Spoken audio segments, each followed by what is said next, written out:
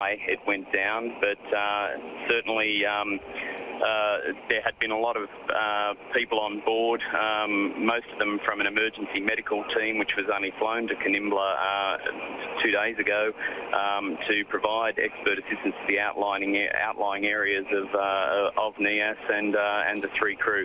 And what's going on board the ship right now? The ship's been steaming pretty much at full speed through the night to get from Gunung Sitoli, the capital of the island, right around the south tip to the west coast. It's going to take up station off a river.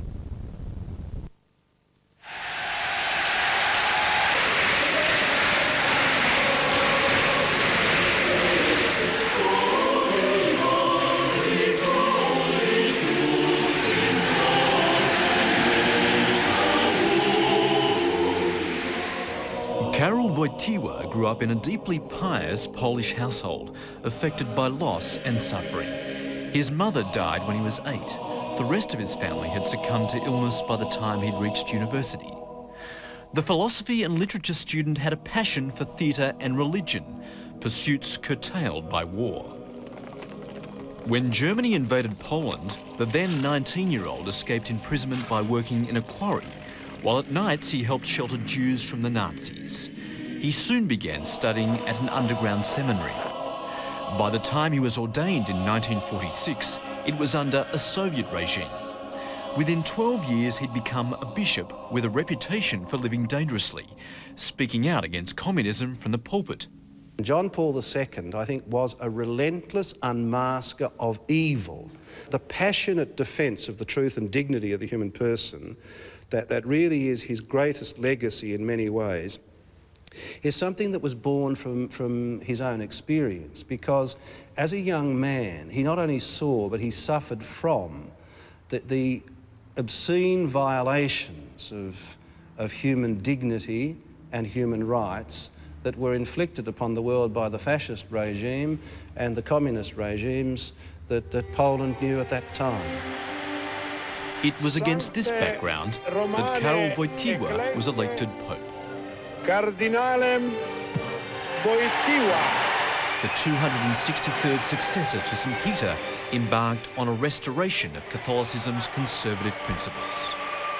I think the church that he took over in 1978 was a church that was unstable, uncertain, diffident in many ways. However, Cold War politics was the forum where the new pontiff initially made his presence felt, regularly meeting leaders from around the world. I think the Pope really played a key role on the world stage in terms of influencing politics and the development of the destiny, in fact, of some countries. Pope John Paul II will be remembered as pivotal in the collapse of communism in Eastern Europe. In his homeland of Poland, striking shipworkers began an illegal workers' movement, Solidarity, which swept the country. When the Pope called on the world to pray for Poland, then under martial law, he convinced Poles that change was possible. I think the Pope will very much be remembered for the important part that he played in promoting world peace. He had a very significant role in the fall of communism in his own native Poland, and from there it spread to many of the other communist countries. While critical of repression in communist regimes, John Paul II also warned about greed and secularism in Western countries.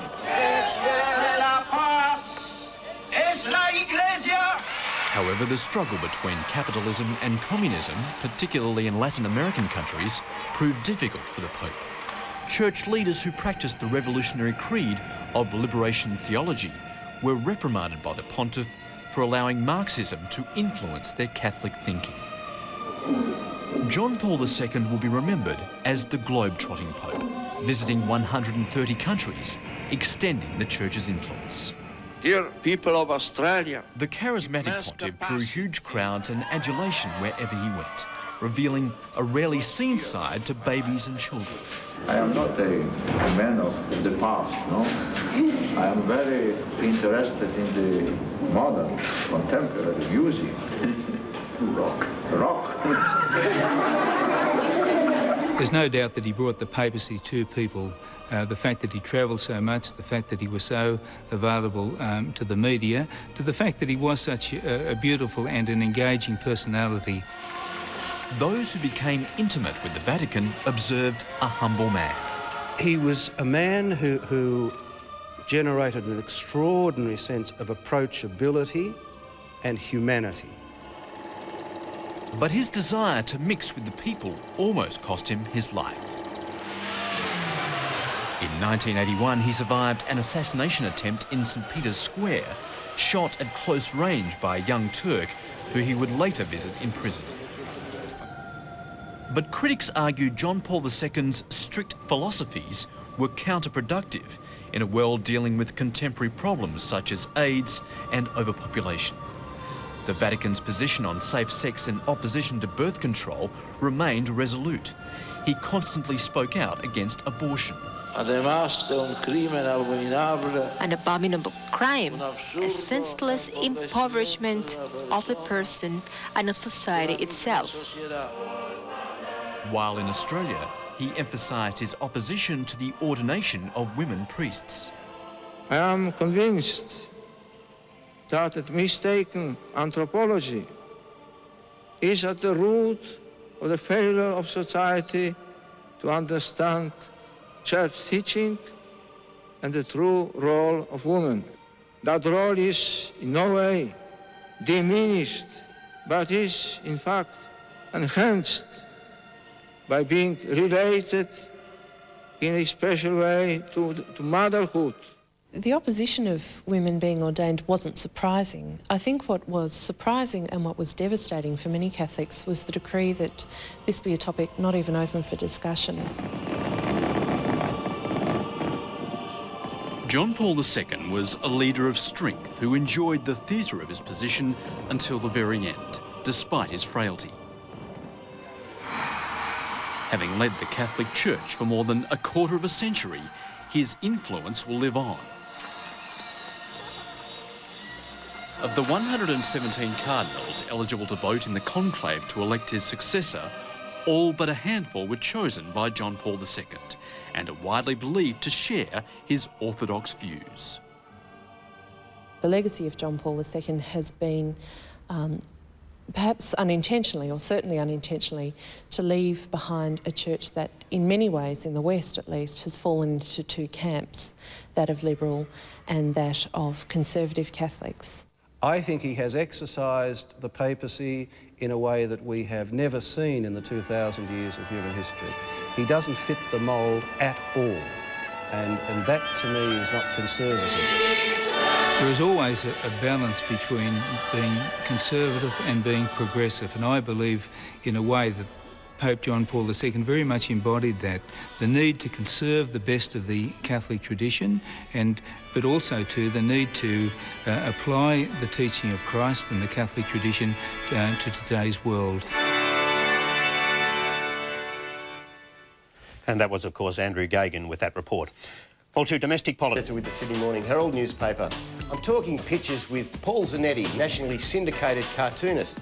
Welcome to the program, Paul. Good to be with you, Mike. Paul, there was a few rowdy protesters outside Baxter Detention Centre. It seemed to draw Rod Clement's attention, and he's got the Easter Bunny behind bars saying, at the detention centre, no ID, no passport, no visa, no family, no ties to the community. Just looking at this poor bunny here behind the bars, I think John Howard wants to keep him there because he might end up breeding like asylum seekers. One of the other issues was Albie Schultz sort of switching allegiances. Yeah, well, it was Albie's moment of sunlight, wasn't it? His day in the sun. And I remember thinking that, you know, OK, this is going to be a big news week. You know, we're going to have this, the floodgates are going to open and this, you know, army of people are going to just change camps, and nothing happened. Ward O'Neill drew a nice along with Albie's the little terrier, sort of taking a bit of a leak on Howard the King. Well, Ward's work always amazes me because it looks like he spent like a whole week drawing this. I reckon my finished cartoons must look like his roughs.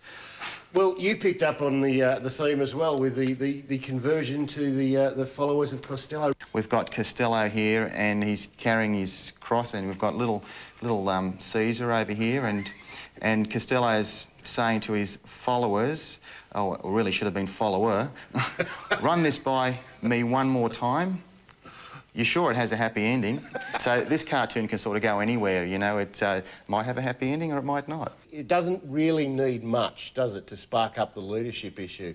Anything can sort of get it going. It's like bushfire season. We're fanning it. Tinderbox, you know, one spark and it's off. Paul Allen Moyer picked up on the leadership theme. This cartoon, he reminds me actually of the ever-ready rabbit. He's got his ever-ready battery and he just keeps going and going and going, and poor old Costello, he's got his no-frills battery and he's kind of sweating away. And Brendan Nelson and Tony Abbott and Malcolm Turnbull coming up the rear. Well, there was a Lowy Institute poll out that said Australians are worried about US foreign policy, which caused Peter Nicholson to draw the cartoon of Bush looking down at Howard the dog. Lapdog. If you have positive feelings about the US, please wag your tail. Now, you think there should be a second? I reckon there should be a second frame to this cartoon and Howard should be actually humping his leg. I'll suggest it to him. Well, Bill sort of never holds back, but he's got Howard in his deputy sheriff's hat saying, "Yo, Lex, seems a lot of folks believe we're getting too Americanised." Say what? Yeah, I wonder about Bill. I think he likes drawing those fishnet stockings a bit too much. Well, you could actually tell, couldn't you, just from there, as you pointed out, who that was. Well, you've only got to draw the legs and the fishnets, and that's all you need to do, and you know who it is straight away. Yeah. It's going to follow him forever. Paul, it's been a great pleasure having you on the program. Good to be with you, Mike. And I'm sorry that I curbed your enthusiasm about discussing the Peter Costello matter. Won't let that happen again. But before we do, we'll run a bit of what Albie Schultz had to say that set off some of the discussion this week. Well, I think that after a considerable period of time of being loyal to one leader, it's time for me to make a change, because it's obvious that loyalty the I've shown is not being repaid. I've spoken to a number of backbenchers in the past, and those backbenchers have told me exactly what I'm telling you, that they really are getting tired of the executive type way in which the government's made on making its decisions on the basis of patronising people being rewarded at the expense of people that have a track record of doing something positive for the government. I've had enough.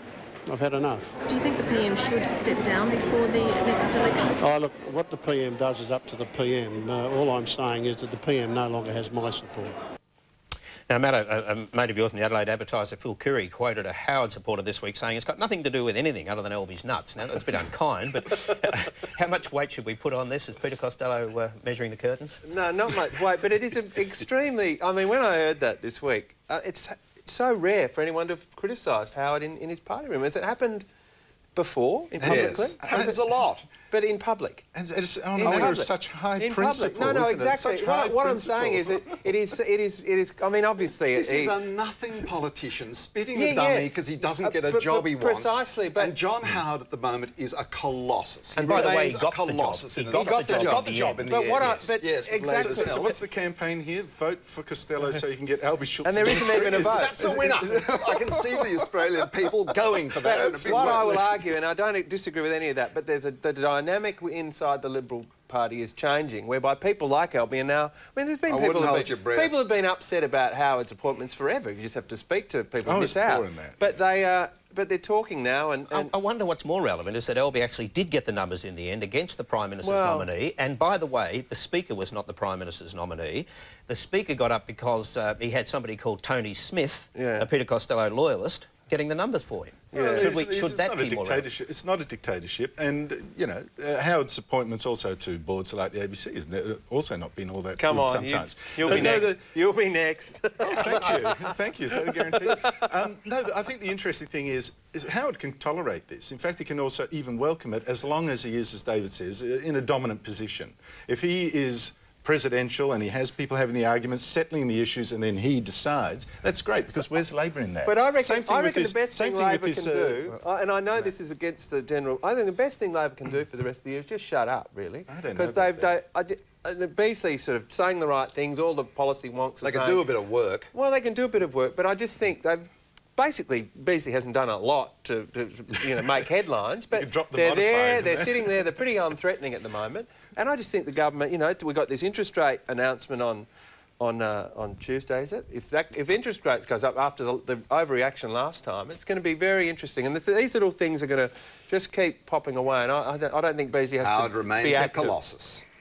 OK, well, I'll ask now for another observation beyond that. Your final observation for the program, David. Say it again. The news that completely dominates everything this morning, the death of the Pope, and the possibility that we'll have a better world as a result, I'm afraid. Just thinking, similarly, it'll be very interesting to see with that terrible tragedy with the loss of Australian military and the Pope, how this interest rate announcement will slot into this. I think the response was just unbelievable last time. Now, how will this go in this? We'll see the priorities, I suppose, of news organisations multiplied by 2. Yeah. It's extraordinary. It's extraordinarily unlucky, this accident with the death of Australians. We've lost more Australians in this one accident than we have in liberating East Timor, policing the Solomons, liberating Afghanistan and freeing Iraq. Yeah, good point. And that is the program for this week. Thank you once again for joining Insiders. A reminder that at 10:10 tonight, Compass will have a special program on the life and times of the Pope. Coming up next, Alan Kohler and Inside Business. Thanks, Barry, and hello to you.